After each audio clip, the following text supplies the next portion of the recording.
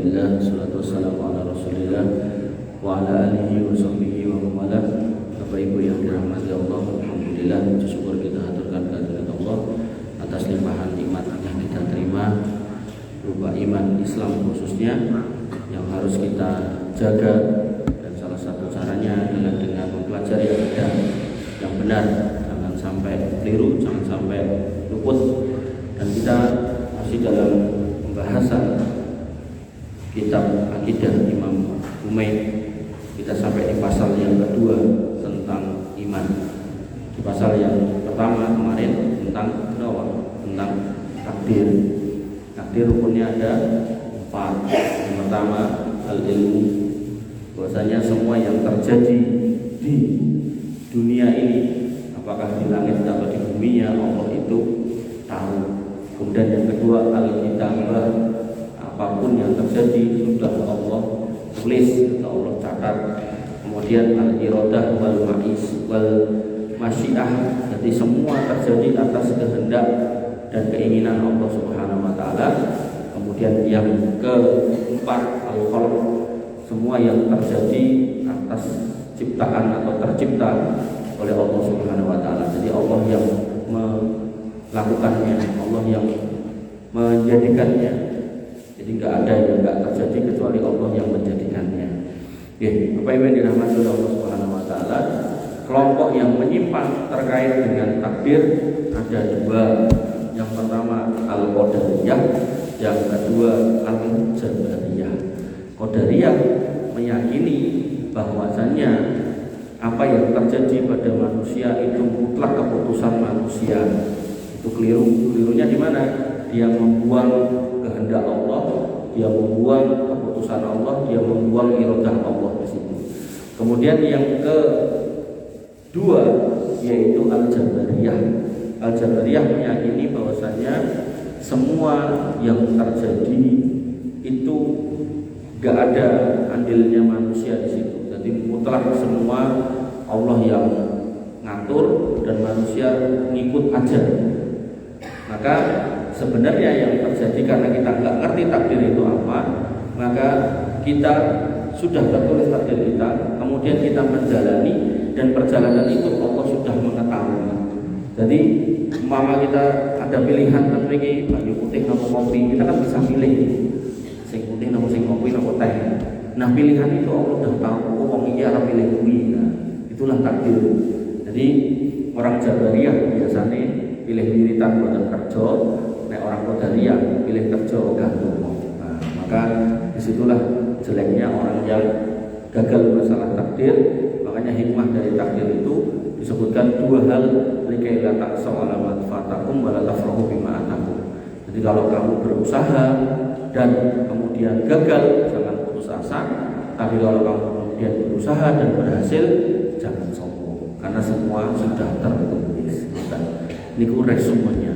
Kemudian kita masuk yang kedua, yaitu tentang iman. Imam Humaid mengatakan, yang sudah saya bacakan, ini saya ulangi lagi pada pasal 2, wa annal imana qaulun wa amalun. Yang namanya iman itu tidak cuma di hati, tapi harus diucapkan dan dilakukan dalam bentuk perbuatan.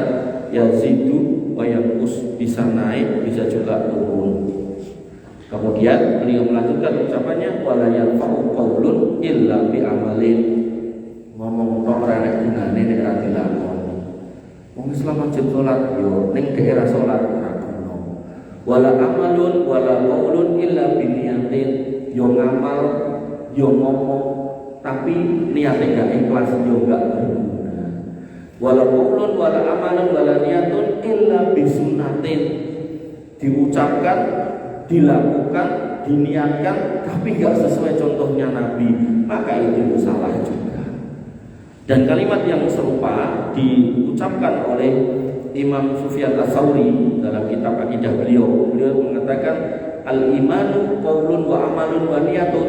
Yang namanya iman itu ucapan, perbuatan dan niat. Yazidu wa yanqus, naik dan turun. Yazidu bit ta'ah wa yanqusu bil maksiyah. Naiknya dengan ketaatan, turunnya dengan kemaksiatan. Wala yajuzul qaul illa bil amal. Gak benar omongan tok tanpa amal. Wala yajuzul qaul wal amal illa bin niat, nggak benar juga ngomong dengan berbuat tapi nggak niatnya nggak benar, nggak lurus. Wala yajuzul qaul wal amal wa niyah illa bi muwafaqati sunnah. Amal, ucapan dan isi hati nggak akan berguna kalau nggak sesuai dengan sunnah.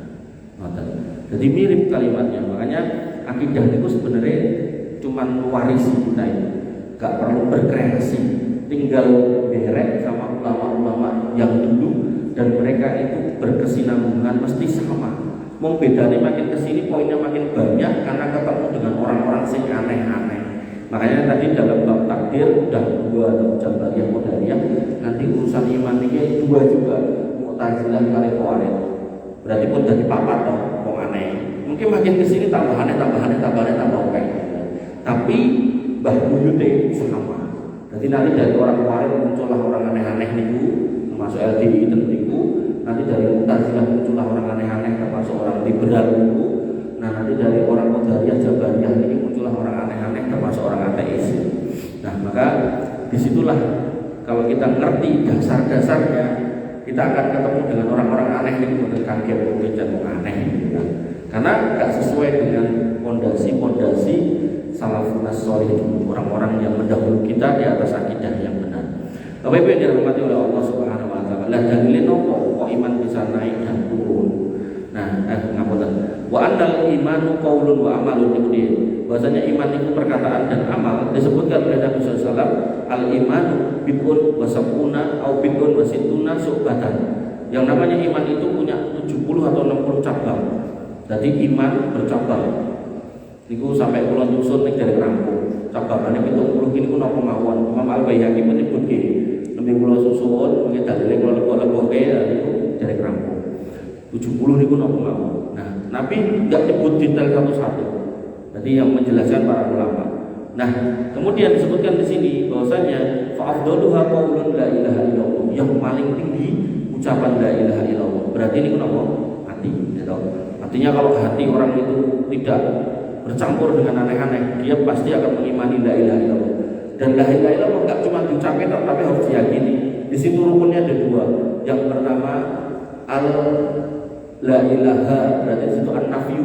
Kita menolak semua sesembahan selain Allah. Jadi nek wong nyembah wit, nyembah kebo, nyembah pokoke ora. Nek wong njaluk ning bintang, njaluk ning pokoke ora. Nek wong njaluk ning penunggu laut, penunggu gunung pokoke ora. Nek wong sing ngaku anake Gusti Allah atau dan seterusnya pokoknya enggak. Nah, kemudian illallah kita tetapkan, itu namanya al-isbat. Kita tetapkan kalau Tuhan kita, Rabb kita, yang kita minta ya cuma Allah.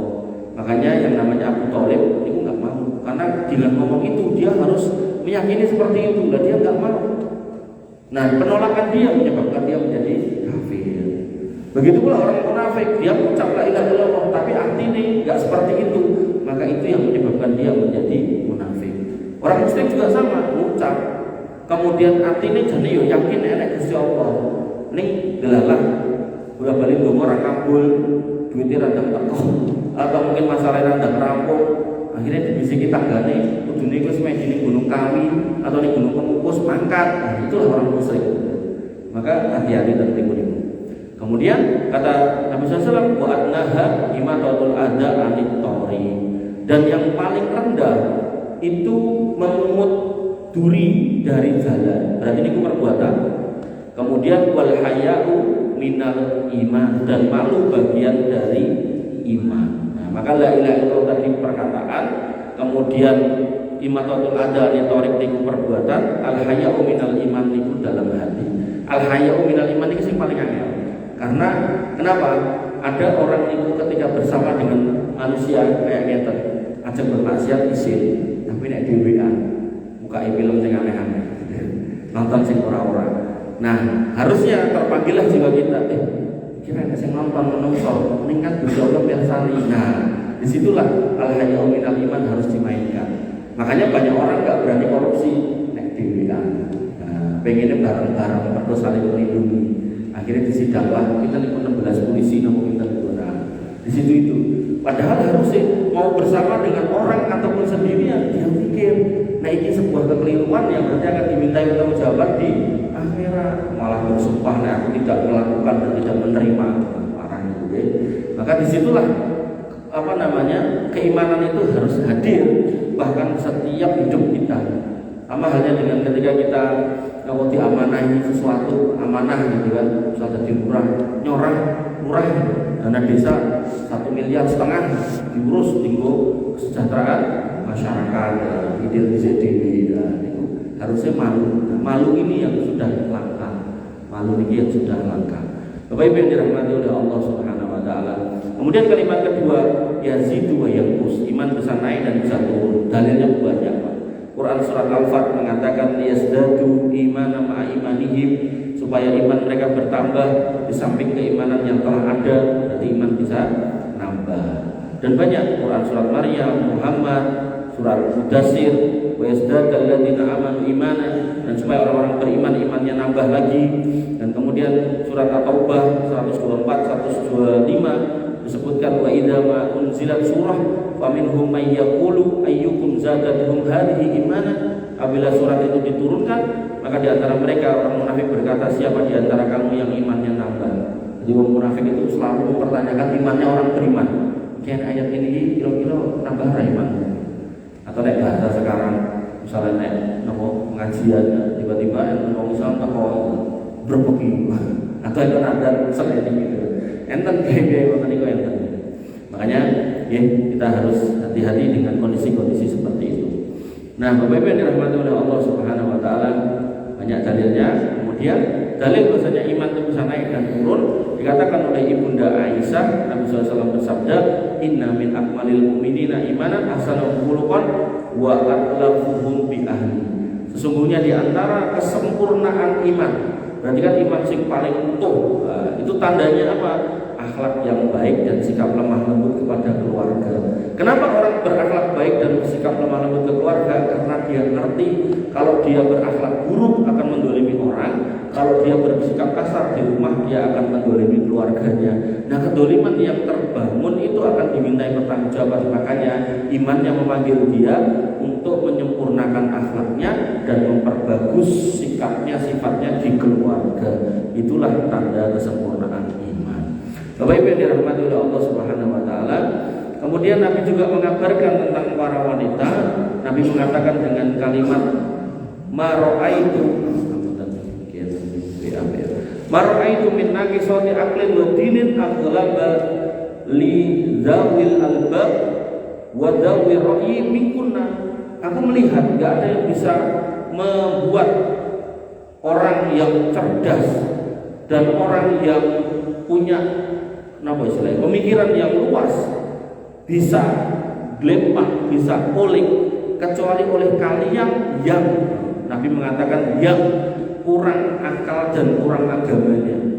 Kurang akal dan kurang agama menunjukkan kurangnya iman. Nah, para wanita bertanya, qalat imra'atun, para wanita bertanya, wa man nuqsanu diniha wa aqliha. Apa yang dimaksud kurang agama dan kurang akal? Kata Nabi SAW, bahwasanya tanda kurang akal sahadatul ra'ataini minkunna bi sahadati rajulin. Jadi persaksian satu orang laki-laki itu setara dengan dua wanita. Ini menunjukkan dalam Islam kalian dianggap kurang akal. Bukan, tapi persaksiannya ini boleh. Nah, kurangnya agama apa? Wa nuqsanu dinikunna al-haidu tamqusu ihdakunna salasa wal arba wa la tusalli.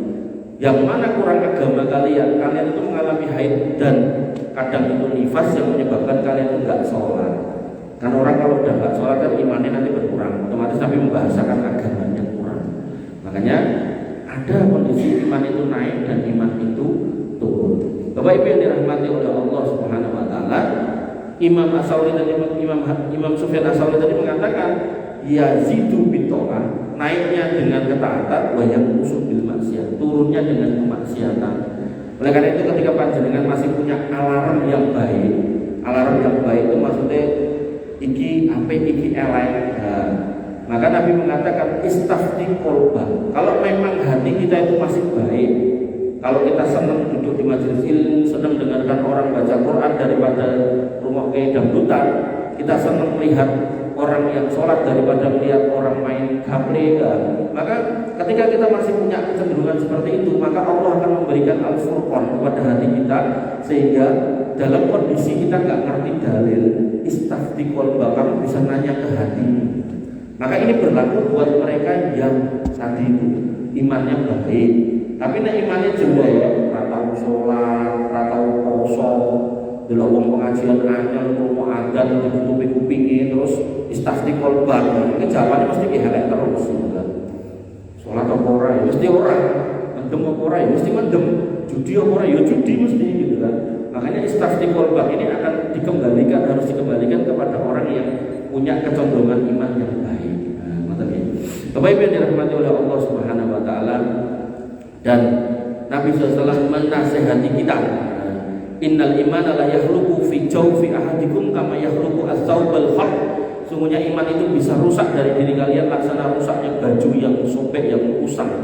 Fasalullah ayyujaddidal imana fi qalbikum. Maka mintalah kepada Allah agar terus Allah jaga iman kamu di dalam hati. Makanya doa yang muqallibal qulub, sabit qalbi atau qulubana ala dinik wa yusarrifal qulub, sarif qalbi atau qulubana ila ta'atik. Nah, ada sebuah hadis yang menarik dari Abdullah. Jadi kurangnya iman itu enggak cuma dirasakan oleh kita. Zaman sahabat itu mereka sudah merasa. Nah, mulai saat ini maka karuan cobaan. Handullah Al-Usaidi berkata, wa kana Kutabi Rasulullah Sallallahu Alaihi Wasallam. Dia adalah salah satu juru tulis wahyu Nabi SAW. Qala, dia berkata kepada Abu Bakar As-Siddiq, laqiyani Abu Bakrin faqala kaifa anta ya Handullah. Aku berjumpa dengan Abu Bakar lalu aku bertanya, piye kabarmu Handullah?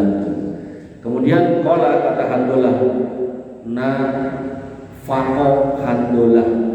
Handullah, aku ya Handullah, saiki wis dadi wong munafik. Abu Bakar kaget. Subhanallah, mata pun. Subhanallah, apa kata tak ngomong? Emang enak apa? Qala, kata Handullah, nakunu inda Rasulillah sallallahu alaihi wasallam yudzakiruna binar wal jannah hatta ka'anna ra'a ainin. Kita itu nek duduk di depan Nabi SAW bermajelis, itu kan kita itu ingat neraka karo surga, seolah-olah neraka surga ini ngarepe motor. Imannya benar-benar muncak. Jadi kalau di depan Nabi itu selalu bayangin surga, neraka, surga, neraka, surga, neraka. Kemudian fahida kharajna min indi Rasulullah SAW, ketika kita meninggalkan Nabi SAW dari majelisnya, ibarat ini majelisannya dengan mundur. Kemudian fasnal azwaj wal aulad, lalu kita sibuk ngurusi istri-istri kita dan anak-anak. Istri ini kata nih, istri-istri. Kemudian buat doa dan juga urusan dunia kita, ngurusi dagangan, ngurusi kontol, ngurusi macam-macam lah gitu kan. Maka fanasina kasiro, kita sudah melupakan surga neraka tadi. Jadi Handullah berpendapat itu kok munafik, tapi nggak disebutkan kamu boten, tapi aku gitu. Jadi dia menutup dirinya sendiri, nggak bawa orang lain kan. Kalau Abu Bakar ini ngomong, napa? Fawallahi inna lanalqa mithla hadza. Demi Allah loh, Abu Bakar bersumpah itu orang mungkin ngaku sih ngomong tok ora ngaku sih mulai ditambah sumpah itu menunjukkan benar-benar menyangatkan ucapan itu. Demi Allah aku yo ngono lho. Coba niku nek Abu Bakar ngomong ngoten nek kita terus piye, Pak? Nggih. Tapi bukan berarti terus ya itu tak sakarepe dhewe boten. Artinya kita tetap ikhtiar untuk menjaga diri. Saya lanjutkan. Kemudian kultu. Nah, kemudian aku berkata, nafaqo Handullah. Maaf. Kemudian mereka menuju kepada Nabi SAW. Nah, bertemu dengan beliau dan kemudian Handullah berkata, nafaqo Handullah ya Rasulullah. Abu Bakar yang berkata nih. Abu Bakar berkata, Handullah telah munafik ya Rasulullah. Faqala Rasulullah SAW, maka Nabi SAW bersabda, wa madza? Kenapa kok ngomong ngono ya nek apa? Qultu, kemudian aku Handullah mengatakan, ya Rasulullah, nakunu indaka tudzakiruna binar wal jannah hatta ka'anna ra'a ain. Ya Rasul, ketika kami ada di sekitarmu, kami itu mengingat surga dan neraka seolah-olah surga dan neraka itu ada di depan mata kami. Fa idza kharajna min indika afashnal azwaj wal aulad wa doi'a nasina kasiro. Tapi ketika kami sudah ada di luar dari engkau, menjauh dari engkau, kami bersama dengan istri-istri kami, anak-anak kami, dan urusan dunia kami jadi lupa surga kali neraka. Faqala Rasulullah SAW, maka Nabi SAW bersabda, "Walladzi nafsi biyadihi." Nabi yang bersumpah, demi Allah yang menggenggam jiwa Muhammad, in lau tadumuna ala ma takununa indi wa fi dzikri la safahatkumul malaikah ala furushikum wa fi turuqikum.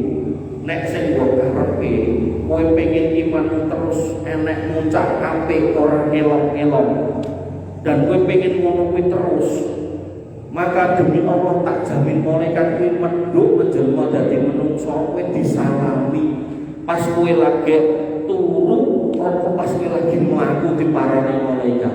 Artinya Nabi niku nglenggono menyadari kalau yang namanya manusia niku imannya naik dan turun, dan naik niku harus datang ke yang namanya masjid, majelis zikir, majelis wirid, majelis kebaikan, ya, atau kemudian ziarah kubur, atau kemudian silaturahim, atau kemudian berbakti sama orang tua, segala macam amal baik itu untuk meningkatkan iman. Tapi memang ya kadang kalau niku medhuk, ning begitu medhuk, kok dijake medhuk terus, kudu jenengan jadi ben minggah meleh. Makanya salat niku dibalen-baleni ping 5 sampai nanti ketika Dajjal itu turun, Dajjal itu akan hadir selama 40 hari. Hari yang pertama seperti setahun, hari yang kedua seperti seminggu. Sahabat bertanya, yang setahun ini, sehari ini setahun, jadi setahun itu esok nanti sore tok ini setahun, 360 hari. Sahabat bertanya, ya Rasul, apakah pada waktu itu kita cuma sholat kayak sehari tok, jadi pengen tok? Kata Nabi, enggak. Perkirakan itu maksudnya berikut. Berarti karena itu setahun, berarti kamu harus sholat 5 kali 360, berarti 6.120. Cara yang perkirakan gimana?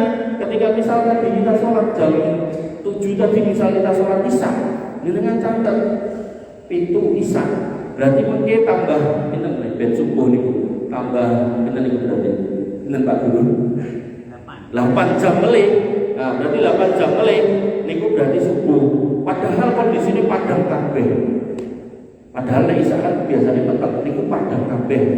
Makanya kondisi seperti ini ada di daerah kutub sana, di mana 6 bulan siang, 6 bulan malam. Sehingga panjenengan yang nanti kadang-kadang enten wong teko nek bulan nek arep salat piye ngono peteng kabeh, perkirakan ngoten iki. Nah, perkiraan katanya nggih nopo kan matahari enggak bisa, karena matahari terbit dan terbit sampai tenggelam itu setahun, maka pakai jam. Pakai jam. Maka di sini disebutkan bahwasanya nek nganti tenan iman gak medhuk-medhuk bahkan munggah terus, malaikat itu medhuk terus golek kowe disalami ning dalan apa ning omah digugah salaman sik Pak. Karena memang ya seperti itulah manusia. Walakin ya alhamdulillah saatan, tapi alhamdulillah sebentar, sesaat saja. Maksudnya bertahap ning istiqomah. Makanya amal yang terbaik di sisi Nabi itu bukan yang megas satu hari langsung khatam Quran ber-12. Yang terbaik itu nggih sehari nomor setengah juz, nomor sak ruku. Ning istiqomah ngoten lho. Senajan mungkin tekan Ramadan gak hatam gak apa-apa, yang penting istiqomah. Tapi nek pokoknya setelah Ramadan targetnya hatam pisan dino hari pertama atau kedua selesai, hari itu gak pernah, maka itu jelek gitu. Kemudian Nabi mengulangi saatan sampai 3 kali. Ini menunjukkan memang kondisi manusia yang mengatur menikah. Bapak Ibu yang dirahmati oleh Allah Subhanahu Wa Taala. Nah, kelompok yang menyimpang, yang pertama namanya Murji'ah, yang kedua namanya Khawarij. Murji'ah itu berpendapat iman gak akan hilang, gak akan naik, gak akan turun ketika seseorang itu berbuat dosa besar. Makanya ada tokoh di Indonesia niku ketika dulu ada rame Lady Gaga, dia mengatakan 1000 Lady Gaga datang gak akan merusak iman umat kami, kayak tokoh ormas tertentu. Maka itu salah ucapan seperti itu. Termasuk dalam bab Natal, ucapnya selamat Natal gak akan merusak iman kami, itu ya salah. Karena yang tahu naik turunnya iman kalau alarm kita jelek, maka ya kita gak akan terasa. Nah, yang tahu itu ya Allah. Tapi kalau kita punya iman yang kita bisa merasakan manisnya iman, maka di situ nanti kita akan ngerti itu. Apa aku mau ngaku iman mengucapkan selamat Natal? Apa aku ngaku iman kok berbuat kesyirikan? Jadi kita sendiri akan otomatis gerah, kita sendiri akan otomatis jadi nomor sila nggak nyaman gitu loh ketika berbuat seperti itu. Makanya itu kadang orang itu memang orangnya bukan Mu'tazilah tapi pemikirannya tiba-tiba nongol seperti itu. Nah, ini Mu'tazilah. Bahkan sampai mereka ada yang mengatakan Abdul Muqis Ghazali, peneliti studi Islam yang ada di kampus mana nih? Di Institut Studi Islam Fahimna, dia mengatakan LGBT yang salah atau cara pandang saya tentang agama yang keliru. Jadi orang LGBT menurut dia nggak ada yang salah. Yang salah kenapa kita menggunakan agama tapi memandang orang lain dengan cara yang salah. Nah kemudian ada lagi peresmian gereja dengan sholawatan, berita-beritanya pro. Kemudian sholat di gereja dan seterusnya. Nah kelompok yang kedua itu Khawarij. Khawarij ini adalah orang yang mengkafirkan orang Islam yang berbuat dosa besar. Jadi kalau orang Islam ini misal mendem, misal judi, kafir, rokok kekal di dalamnya. Ada juga yang mengatakan mau bunuh diri, kafir dan seterusnya. Maka semua dosa besar ketika tidak masuk dalam dosa-dosa yang mukafirah, yang mengkafirkan, yang bisa dikafirkan, maka seorang muslim nggak boleh dikafirkan walaupun dia pelaku dosa besar. Artinya kalau punten ada tetangga jenengan atau saudara jenengan yang mabuk mati dalam kondisi mabuk, maka dia tetap berhak untuk dimandikan, disolati, dikafankan selama dia muslim. Mau tokoh masyarakat di situ ampun digengkem, jadi biarkan dilakukan oleh teman-temannya, saudaranya atau keluarganya. Nah ada sebagian orang yang rasa wong mendem sholat. Nah bahasa-bahasa seperti itu sudah terjangkiti, walaupun mungkin orangnya nggak sadar, ning terjangkiti. Dan ini akhirnya muncullah kelompok gede yang gawe imam di baiat, yang akhirnya mengatakan nek gak baiat kafir, padahal jek sholat. Nah, sing dikafir gini boleh. Nah itulah dua kelompok besar dalam bab masalah amal, iman naik turun, naiknya dengan ketaatan, turunnya dengan kemaksiatan. Nah, tapi nggak bisa dibatalkan kalau orangnya tidak melakukan dosa yang sifatnya mukafirah. Nanti ada 10 nawaqidul iman, pembatal keimanan. Insya Allah kapan-kapan kita bahas. Intinya, kita harus hati-hati. Saya ulangi terkait dengan takdir. Kita harus mengimani itu memang ada, dan kelompok yang menyimpang di situ ada Qadariyah dan Jabariyah. Dan kemudian pada pasal yang kedua ini terkait dengan keimanan, iman itu naik dan turun, harus sinkron hati, lisan dan perbuatan. Ngimani diucapin gak sholat itu gak sinkron, ngimani diucapin minta rezeki kepada selain Allah ini bukan sinkron, atau kemudian ngomong Islam nih kemudian artinya anyel kalau Islam itu tidak sinkron. Nah boleh nih artinya anyel nih lamine nggih diucapke nih jane wong Islam itu tidak sinkron.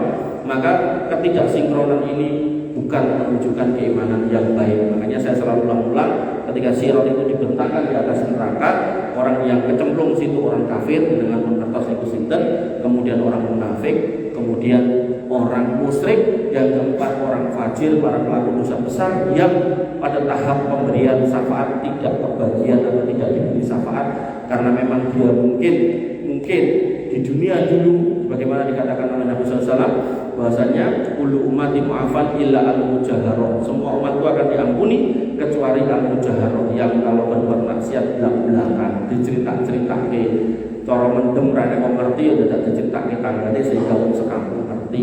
Maka orang-orang seperti itu ada potensi enggak kebagian syafaat yang mana dia harus bertanggung jawab di akhirat. Nomoleh saat meninggal dia tidak bertobat, otomatis dia akan bertanggung jawab di akhirat. Jadilah dia sebagai orang yang keempat, yaitu orang fajir. Tapi kalau dia masih punya iman yang murni, tidak tercampur dengan kesirikan, kekufuran dan kemunafikan, maka Allah akan keluarkan dan dia akan menjadi orang terakhir yang masuk surga dengan 10 kenikmatan raja dunia dan seterusnya. Insya Allah nanti kita bahas dalam bab syafaat. Allah mudahkan. Monggo. Masalah takdir tadi kan ada dua. Dan apakah takdir itu bisa berubah? Takdir, bisa berubah dalam arti misalnya seharusnya ini meninggal kok jadi juga meninggal itu apakah itu perubahan atau mungkin dari Allah belum dikehendaki? Ya. Jadi yang kedua yeah. untuk batasan yang disampaikan tadi masalah munafik ya, tadi kan ada pengakuan. Yeah. Berarti kan kalau misalnya aku dulu munafik itu berarti kita itu sudah jadi munafik atau masih biasa gitu. Soalnya karena perbuatan kita kalau menyari-nyari dari bahasa tadi. Oke. Yang pertama terkait dengan takdir bisakah berubah? Bisa. Dan takdir yang berubah itu juga sudah tertulis di Lauhul Mahfuz. Makanya dalam bab Isra Mi'raj itu Allah itu selalu menurunkan perintah kepada para malaikat yang diambil di Sidratul Muntaha. Itu ada yang harian, ada yang mingguan, bulanan, dan tahunan. Disitulah kemudian ada perubahan takdir. Makanya dalam bab takdir kan ada qada dan qadar. Qadar ini yang tertulis di Lauhul Mahfuz. Qada ini yang terjadi sebenarnya. Nah, yang terjadi sebenarnya akan sama dengan yang ada di Lauhul Mahfuz. Misal awalnya Radidin karena krungu hadis tentang silaturahmi nambah rezeki ini nambah setelah dia silaturahmi. Nah, proses itu pun juga sudah tertulis di Lauhul Mahfuz. Nah, proses harian ini pun malaikat nggak tahu, maka Allah perintahkan kepada malaikat kok kayak ono rezeki ning kono, kayak lagi usaha dodolan ini kayak ono rezeki semini, sesuai dengan yang tertulis di Lauhul Mahfuz. Seperti itu. Makanya apa yang terjadi itu pasti tertulis, dan apa yang terjadi Allah pasti mengetahui dan Allah pasti mengkehendaki, dan semua terjadi tercipta oleh Allah Subhanahu wa taala.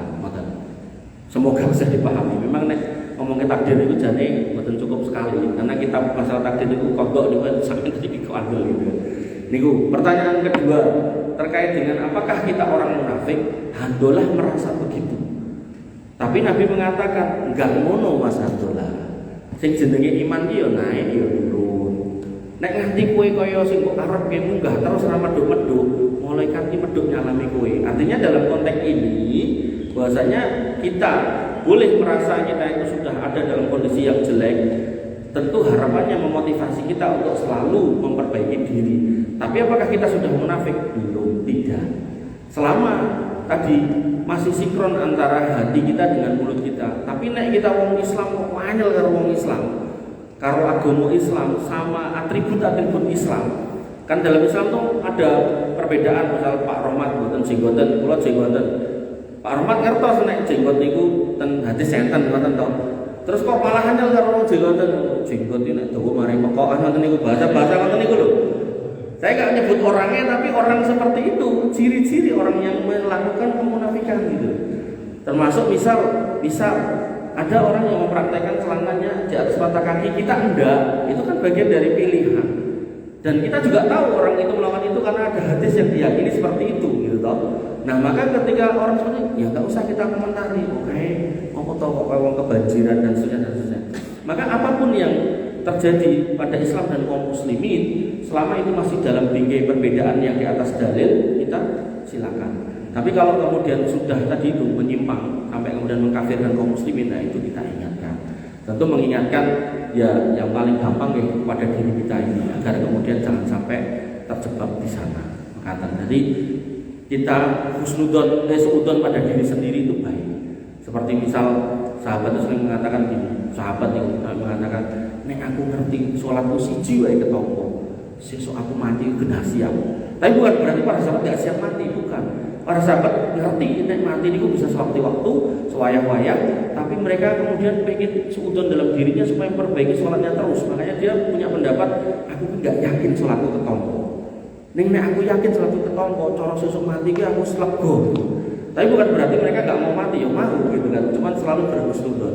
Sama halnya kalau kita kecelakaan atau kena musibah, maka yang terbaik untuk diri kita introspeksi. Duh, aku gitu sopo ya, muga-muga diampuni. Itu baik. Sehingga kita beristirja, innalillahi wa inna ilaihi raji'un. Cara kita pun kehilangan, kita pengen minta ganti.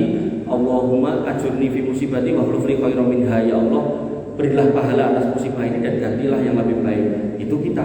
Tapi nek kemudian orang lain yang kecelakaan, nah kita nggak boleh nyandai kayak mesti dosane kayak nggak boleh, karena itu sudah wilayah dia.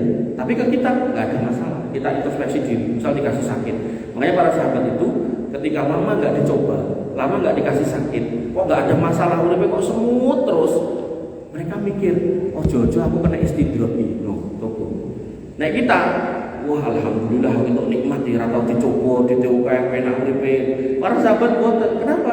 Karena mereka tahu nabinya mengatakan bahwasanya tanda innallaha idza ahabba 'abdin ibtalahu. Allah itu punya tanda mata, tanda cinta kepada seorang hamba. Nek Allah niku tresno kali seorang hamba, bakal dikei pacoban. Lho niku. Jadi nek dikei cobaan orang beriman ketika jenengan rajin salat kok dikei coba, niku berarti Gusti Allah tresno kali jenengan. Jangan dibalik.